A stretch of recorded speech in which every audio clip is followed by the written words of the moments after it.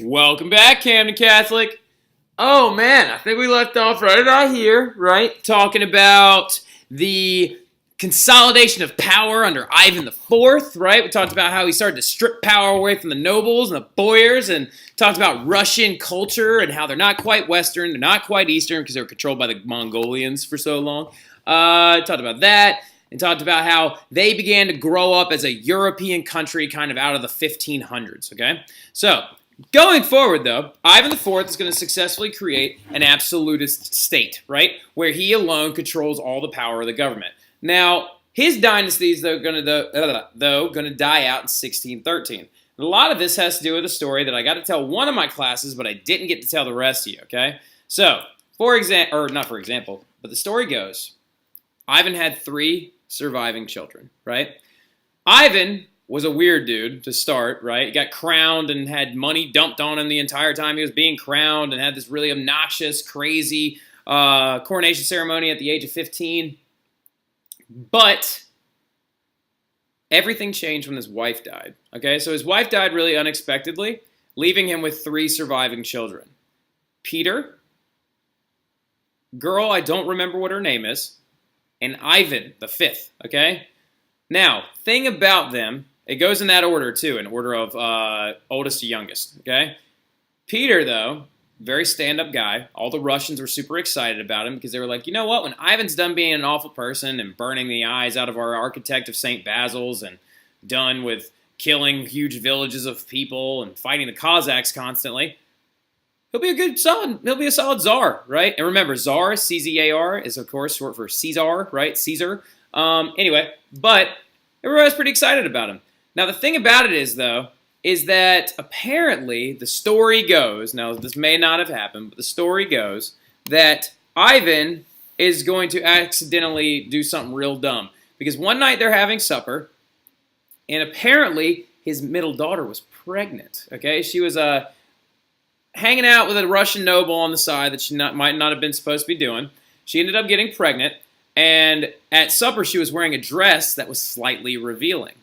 And Ivan freaked out about it right here. Ivan freaks out about it, and he beats her, and she has a miscarriage, right? Terrible, terrible thing happens, but the thing is, the only person that knew about this baby was Peter. He was the only one that knew about it because she told him about it. Well, Peter confronts Ivan in the throne room, and Ivan is sitting there on his throne holding his scepter, right? Now, scepter's like a stick. It's like a king-like stick. He's actually seen holding it right here, okay? Sitting on his throne, and Peter begins to yell at him. He's like, what's the matter with you? Why would you do that? Like, you know, she had a baby. What was wrong with you? Ivan calmly looks at his scepter, which has a very sharp end on the end of it, looks at Peter, turns it sideways, and stabs him in the temple on the side of the head right here, killing his only son. Now, remember we talked about we believe he might have had either schizophrenia or bipolar disorder? After he kills him, he looks at him and then falls to his knees and weeps, right? This is how crazy this guy is, okay? So he actually ended up killing his own son and then leaving the only heir to the throne, Ivan V, and Ivan V was actually mentally handicapped and could not rule really on his own. So when his family dies out, they're going to be replaced by the Romanov family, right? And the Romanovs are going to rule for 300 years, up until 1917, right? So, you know the story of Anastasia? She's a Romanov, okay? So, anyway, one of the most famous Romanovs, though, is this guy, right? This is Peter the Great. Now, really quickly, before we go any further, what's a massive, big difference between the way Peter looks and the way that Ivan looked? Oh, I hear a lot of you, okay? Yeah, I totally agree with what all of you are saying. Totally agree with Hakim, right? Hakim, I heard you yelling. You know, Hakim was like, oh, he ain't got a beard, right? That's very true. He's got a mustache, which is very Western European. And then Raylan just shouted out, and she was like, oh, he's got like longer hair like the Cavaliers did. That's exactly right, Raylan. Very, very nice job. Good job. And then I just heard the McKinnon boys, they were like, hey, he's like militaristic. He's got like a cannon and a lot of other modern stuff. That's right. He's modern. He's modernizing different things.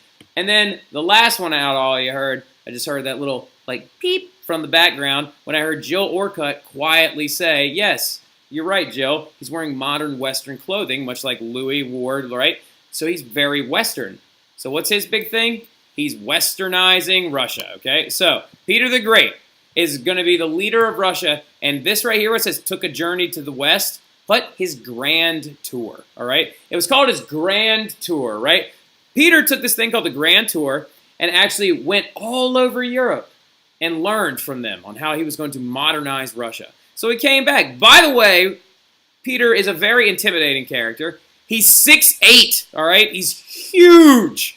Very, very big guy. But he comes back after seeing Russia, and he believes he needs to modernize it, right? We need to get back on par with what everybody else is. We need to become a European country by becoming modern like the rest of Europe. He's going to build up the Russian Navy. He's going to make Russia an important European state. He almost is like single-handedly responsible with creating the Russia you actually would consider today as a European state, even though the country exists 90% in Asia, right? So Peter the Great is a phenomenally interesting character, highly in love with the language of French, so much so because you have to understand, in Europe at the time, French was the language of diplomacy. If you were an ambassador, you had to know how to speak French, all right? So, for example, the English ambassadors knew how to speak French. And anytime you met with other people, you all spoke French, right? So he forced all the nobles, if you come to my house, you must speak what?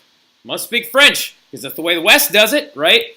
He did all of these different things. He's like, Russian men, shave your beards, because that's the way the West does it, right? Russian women, you don't have to wear veils when you go out to public, right? You don't have to cover your face like the Mongolians told you to. Wear it openly and proudly, right? He's going to write a book of Russian manners, and he's going to change up a lot of different things and incorporate a lot of European ideas into Russia and try to disseminate some of these old Mongolian ones, right? He's going to build the army up into a standing army of over 210,000 individuals, right? He's going to bring a lot of new ideas. He's going to create modern dining and things like that in Russia. He's going to make it so you didn't have to actually... Oh, he also would make you, like, if you tried to walk into Moscow or St. Petersburg with a beard, he would, like, make you shave it. Like, not him himself, he's not standing there with a razor. But you had to, like, shave it off, right? So you weren't... men had to shave off their beards, they had to speak French, they had to do all these different things. They had to become more cultured, right? So he's going to help modernize Russia. He's actually going to win a couple of wars, but his biggest attribute is he created a place after himself, St. Petersburg, right? So... it was the window to the west, okay? It's the Russian capital to the north, right? It's in the north next to Norway, Finland, and Sweden. It's up in that Baltic Sea area, right? So, this is going to become the Russian capital. The Russian capital is going to be moved from Moscow due to Peter the Great over to St. Petersburg up until 1918, okay? It's a port city, and it's going to culturally diffuse Russia, bringing a lot of new goods and a lot of new ideas. And this is what modern-day St. Petersburg looks like.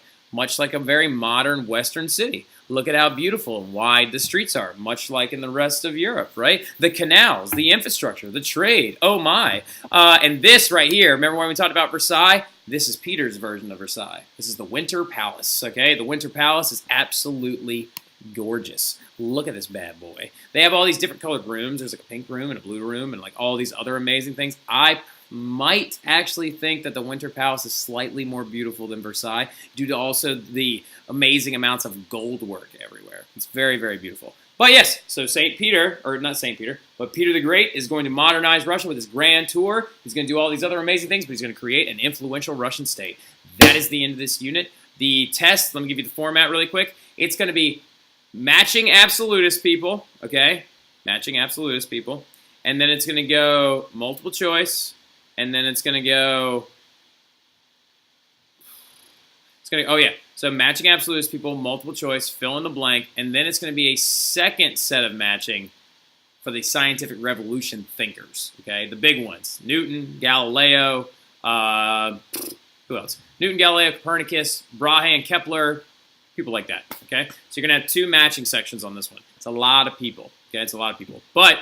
be prepared. You'll be fine, okay? I might change that up a little bit. I might do something a little bit different. I might do the scientific revolutionary thinkers as true and false. I'm not really sure yet, but I'll let you know tomorrow, all right? We're going to keep reviewing tomorrow. Remember, we have mass tomorrow, so we have short periods, so come in, bring your brackets. Let's get it going, all right? So, test on Wednesday. Hope you all enjoy the rest of your evening. See y'all tomorrow.